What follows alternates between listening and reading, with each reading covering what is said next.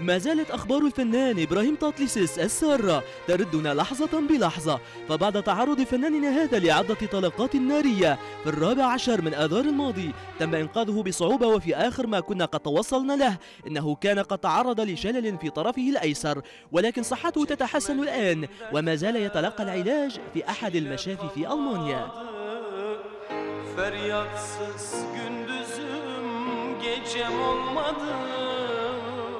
وقد فاجأ الإمبراطور الأطباء بتجاوبه السريع معهم، حيث أنه استطاع السير على قدميه وحده دون طلب مساعدة من أحد لمدة 12 دقيقة. كما وصلتنا أخبار من ألمانيا إن الفنان إبراهيم تطلسس سيعود من ألمانيا إلى بلده تركيا خلال الأسبوع القادم ليكمل علاجه ويعود إلى محبيه من الجماهير التركية.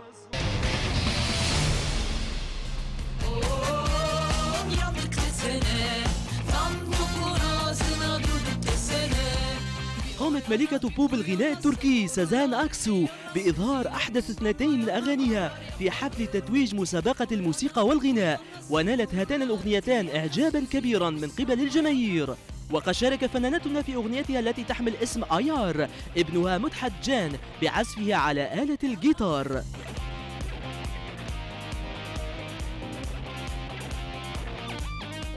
وقد بقي ذهن فنانتنا متعلقا بابنها مدحت جان الذي كان يقفز من خشبة المسرح من هنا وهناك. استطاع العصفور الصغير أن يفعل كل شيء من خلال المسحات والحركات المضحكة التي قام بها ليجعل الجماهير يغرقون في موجات الضحك المتواصلة. Can Mithat Can'ın arkasına tülbent koy, terledi çocuğu. Analar neler doğuruyor.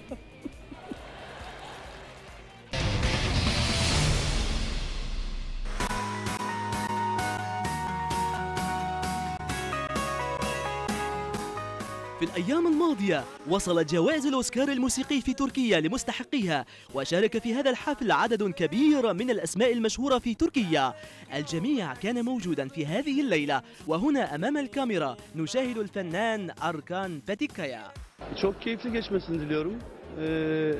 Kazananların çok sevinmesini, kaybedenlerin de hiç üzülmemesini bekliyorum. Çünkü bu bir yarışma. Beğeni yarışması, hatta yarışma bile değil. Çünkü bu sene biri alır, öbür sene başkası alır.